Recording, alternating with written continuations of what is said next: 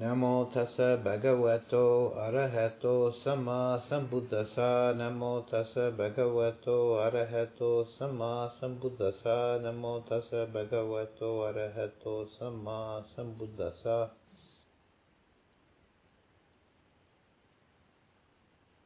Wisdom, according to the Buddhist definition, is seeing reality as it actually is and not otherwise, seeing things according to their own nature. And this is not something that's so easily gotten. We have many ways in which we distort reality with our perceptions, with our preconceived notions, and particularly with our desires and fears. We tend to color things according to the way we want them to be, or we are afraid of facing actual reality, and we can then distort it in our minds. So the practice of methodical meditation is an attempt to be present with the reality presenting itself at this moment, without filters, without preconceptions, without discriminating between this and that, but just being present, fully awake and aware in the present moment. What is the present object of consciousness?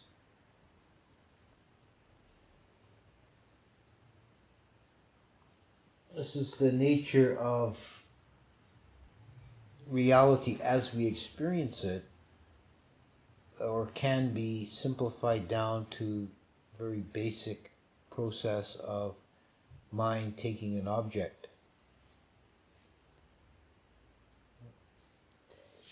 We can indulge in all kinds of metaphysical speculation about what is the ground of reality, what is the true nature of reality, but that remains in the realm of thought conception. It's not the immediate reality as we experience it. And all we can ever experience is entirely inside our own mind. We experience an object and the consciousness of the object, and that's the sum total in any given moment, is the object and mind knowing the object. We can speculate about the nature of the world, the nature of the universe, the nature of our own being, but this remains in the realm of speculation without any firm grounding. Anything we know of the outside world is mediated through the physical senses,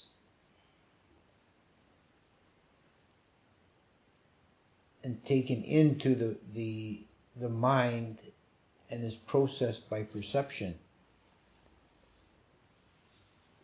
so that the actual experience, the world we actually live in, is a creation of our mind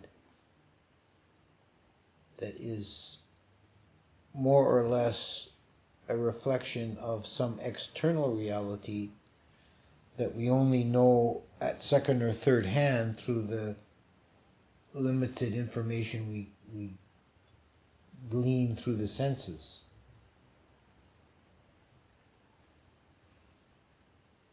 And the senses are limited and they're unreliable. They're limited in, for example, the sense of vision we have a narrow bandwidth of electromagnetic radiation that we call visible light. It's only a sliver in the total spectrum.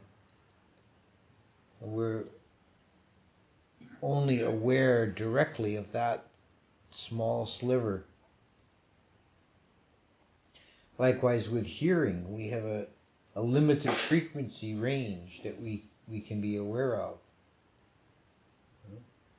And we know there are some organisms, some animals on this earth that have different ranges of these senses, that can hear sounds we can't hear or see colors we can't see. And there are some animals or creatures that have a narrower bandwidth. Many animals only see in black and white. They don't distinguish a spectrum of colors.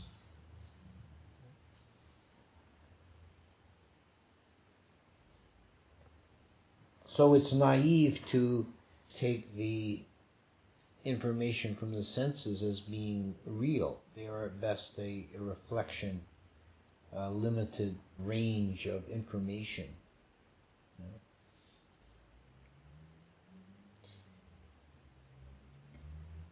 And the senses are limited in that they don't go beyond their scope. That is to say, the eye and eye consciousness only sees color and shape. And this information is taken into the mind, and then perception works it, and perception is what recognizes a discrete object, a tree or a car or a man or a woman or a dog or whatever.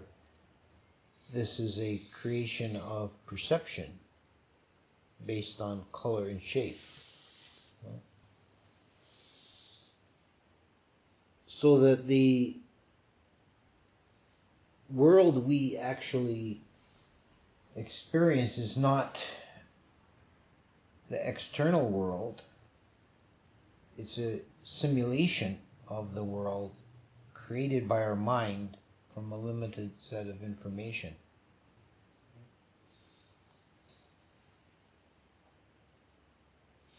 So seeking reality or truth outside of ourselves is not possible, or not, it's not a useful, or it's not an achievable goal. We can only find whatever reality or truth we can experience, we find it within our own mind.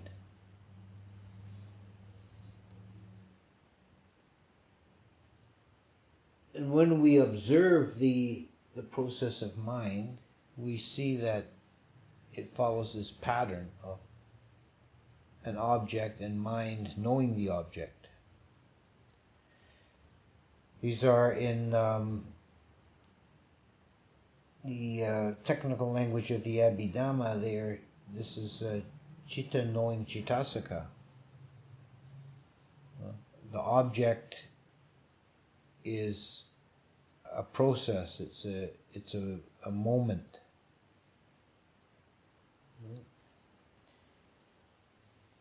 The discrete object of consciousness is known as a Dhamma.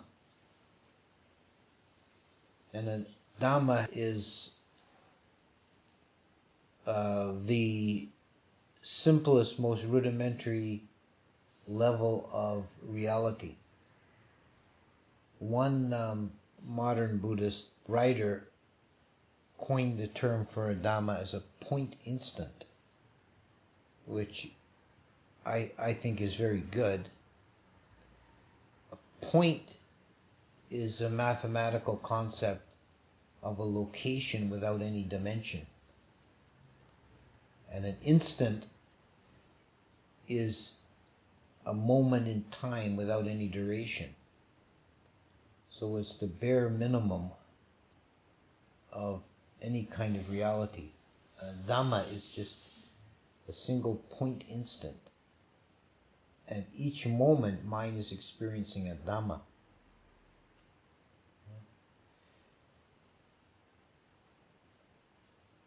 And when we examine this process closely through the introspection, the disciplined introspection of meditation, we can watch the process happening, a Dhamma arising and mind knowing the Dhamma. And we can see both the uniqueness of each Dhamma and also the universality of all the Dhammas. Each Dhamma is unique in that it can be an object of taste or touch or smell, or a purely mental object. It can be strong or weak, it can be bright or dim. There's many qualities that we define the nature of this momentary Dhamma. But there's a universality to these objects of consciousness, in that as we examine them one after the other, we see that there are three particular characteristics. These are the three marks of the Tilakkhana. There are three characteristics of all conditioned phenomena. So everything that arises in the ordinary course of events in this samsaric existence shares these three qualities, which are anicca, anatta, dukkha. Now, dukkha is usually translated as suffering. Suffering is not an adequate translation for this concept, because every conditioned moment is dukkha, but obviously from our experience, not every conditioned moment is suffering in the English sense, in the narrow sense of that word. There are pleasurable experiences, and there are also many, many neutral experiences. I think in this human existence, if it were possible to keep a running total of your mind moments through the course of an ordinary day, and classify them as pleasant, painful, or neutral, you'd find that boring old neutral is usually predominant. But whether they're pleasant or painful or neutral, they're all dukkha. So dukkha means something more than suffering. On a subjective aspect, it means that the dhammas, the momentary arisings in the conditioned stream of the mind, are unsatisfying. So this is another term that's been proposed as a translation for dukkha, is unsatisfactory. That is to say that from the subjective side, that the mind is never satisfied by the objects. And this is in fact the dynamic engine that drives existence and life and consciousness, is the desire of the mind to complete itself or fulfill itself with the object. And the object never satisfies, so the mind is then immediately left desiring the next object, the next shiny thing. That last one wasn't as good as I thought it was going to be, but oh yeah, that one over there, that's got to be it. Right? And this is a dynamic that's going on in the mind moment after moment continually. The mind is either driven towards pleasant objects or recoiling and moving away from unpleasant objects. And no object can complete or satisfy the mind.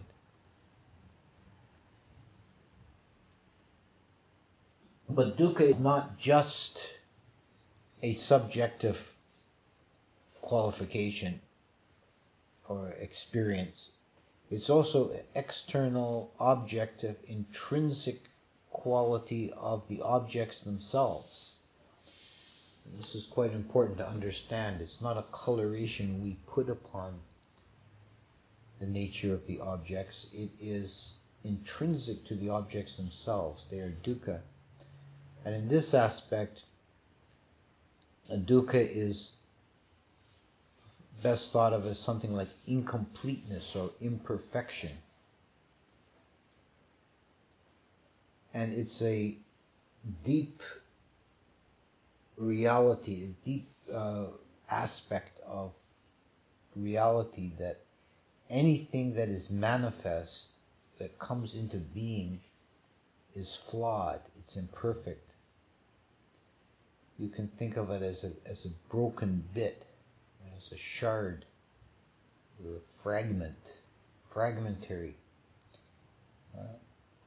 Any form of manifestation is in some way a brokenness. It's a departure from the perfection of infinite potentiality of the void. As soon as you have a manifestation, then you don't have infinite potentiality anymore. So it's inherently an imperfection. And this is inherent to all the objects. So dukkha is the first of these three characteristics. The second is anicca, which is impermanence. It means that nothing persists in the time dimension. Everything falls away, dissolves, has a transient or finite nature. And this quality of anicca works on all time scales. We contemplate anicca, and the Buddha recommended that something to be contemplated often is impermanence. We can contemplate it on the scale of a human lifetime, this is marana sati, or the awareness of death. We know that we are going to die, that human lifespan has a finite beginning and end.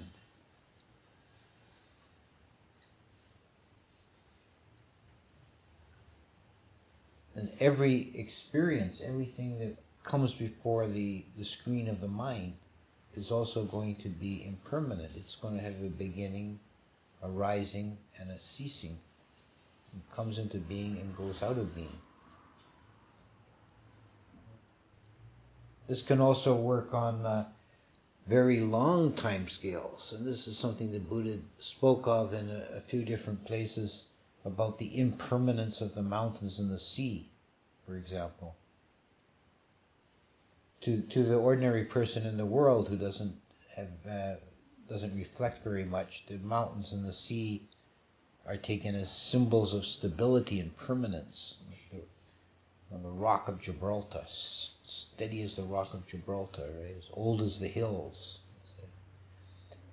But the Buddha said that even the mountains will weather down, and even the seas will dry up. And we know that now with our modern science. We know that geology is a process always in the making. Right? Things are always coming into being or going out of being, even the mountains. 200 million years ago, Mount Mackay was a gigantic volcano spewing lava. What we see today is the weathered stump of that after 200 million years of erosion. And some mountains are coming into being with the movement of tectonic plates. Like the Rocky Mountains, plates are colliding and pushing them up. So they're in the process of formation, they're coming into being. So there are time scales well beyond human lifespan and easy human comprehension, but there's still the law of impermanence.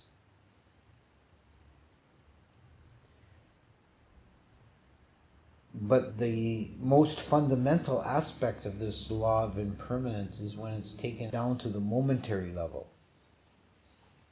And we see that at the level of individual dhammas, of individual objects, individual phenomena, nothing persists at all.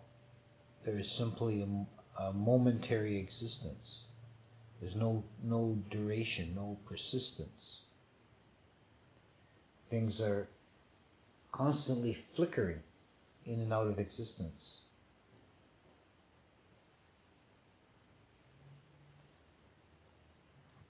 There's a statement from the Abhidhamma that talking about this, the transient nature of dhammas, of individual dhammas. It says that what we perceive as physical motion is impossible. Things cease where they arise, and what we perceive as motion is subsequent arisings at adjacent locations.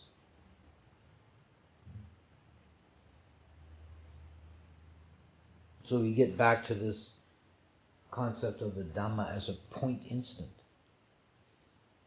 It's the impermanence at this very fundamental level is no duration, no persistence. Things cease where they arise in an instantaneous flash. So there's no stability, no permanence, nothing to ground oneself on.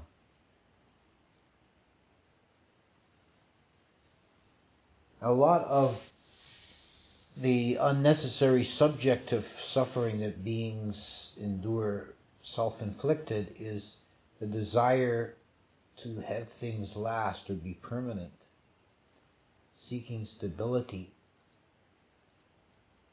that can never be had, instead of becoming reconciled to the dance of reality as instability. And the third of these characteristics is anatta. This is not self. It's also the void nature of things, sunyata. And this is the subtlest and at least that initial approach is the most difficult to comprehend. The reality that things have no substantial abiding essence. And we take the special case of the self as an entity, the atta, and the Buddha taught no atta, anatta. That's to be understood in terms of the broader Indian philosophical traditions. The common philosophical belief at the time, and there's different variations, many schools of thought in India, but a very common idea was that individual human beings had what was called an Atman in Sanskrit, or an Atta in Pali, which is an intrinsic, permanent, abiding, unchanging essence of a person. And in the Bhagavad Gita, for example, it says that when a person dies and is reincarnated, it's just like a man going to bed at night, waking up in the morning and putting on a fresh suit of clothes. And the man is like the Atman. It changes its form over time, this external form, but remains the same. The Buddha said there's no Atman, there's nothing that doesn't change, there's nothing that's permanent or abiding or intrinsically substantive.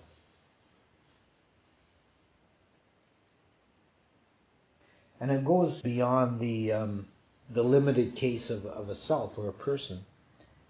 It's no conditioned phenomena, no object, no Dhamma is substantive, substantial. One way of phrasing this is nothing exists from its own side.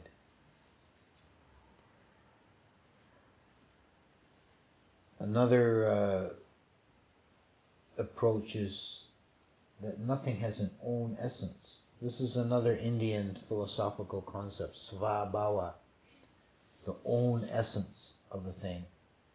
This is very close parallel to, in Western thought, from Aristotle and following on from him, the idea of essence and qualities. That there isn't any given object or phenomena or experience of reality has, according to this line of thought, has an intrinsic essence, and then it has secondary qualities. There may be things like color, scent, size, quality, but there's an intrinsic essence to each class of object. The Buddha said there's no intrinsic essence. There's no svabhava. There's just a flux of changing processes without any substrate.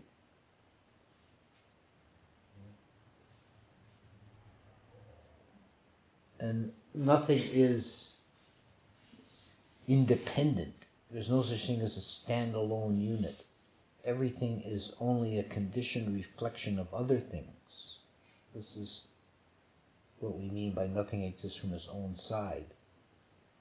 There's only a infinite field of forces or energies that are experienced only objectively and illusorily as discrete objects.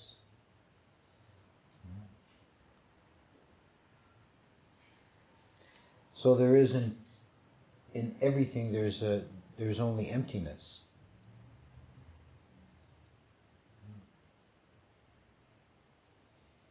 So that with the dawning of wisdom, these characteristics are seen more clearly, and we begin to see things in those terms of imperfection, of impermanence, and of emptiness. And that wisdom allows a attenuation of that dynamo I spoke of, this questing of the mind for objects.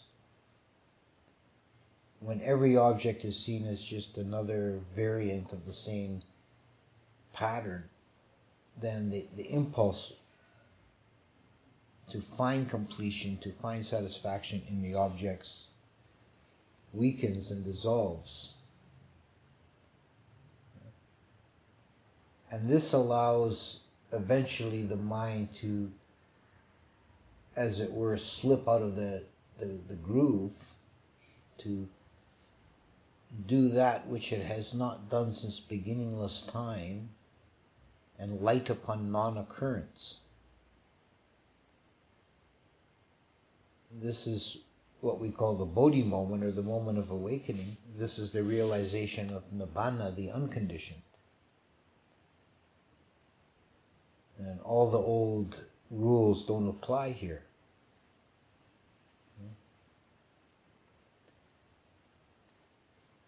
There is a passage that's sometimes included in some of the chants that we do, and English translation would be: all sankharas are impermanent, all sankharas are suffering, and all dhammas are not self. So this passage hinges on the difference between a sankhara and a dhamma, and say that all sankharas are dhammas, but not all dhammas are sankharas. Sankhara means conditioned object, conditioned thing, something constructed, something built up, something arising from causes and conditions. And that is everything that we experience in ordinary stream of mundane worldly consciousness. But there's one Dhamma that's outside that frame, and that's Nibbana, or the unconditioned.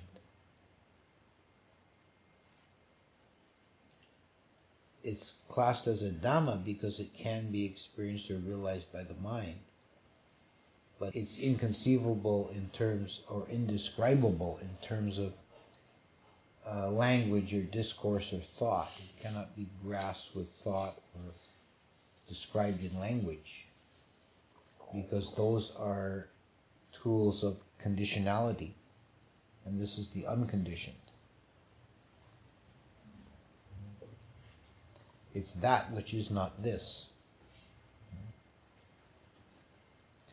It cannot be understood by the intellect or the mind, but it can be known or experienced. It can be realized. And it's what is realized when the samsaric process ceases. Samsara is, in the last analysis, is something we do. It's something we choose moment by moment. When the mind takes that next object, that's what it's doing. It's creating samsara. And when we stop doing that, then the mind is not alighting upon any conditioned object whatsoever. It breaks free of that stream, and it realizes the unconditioned.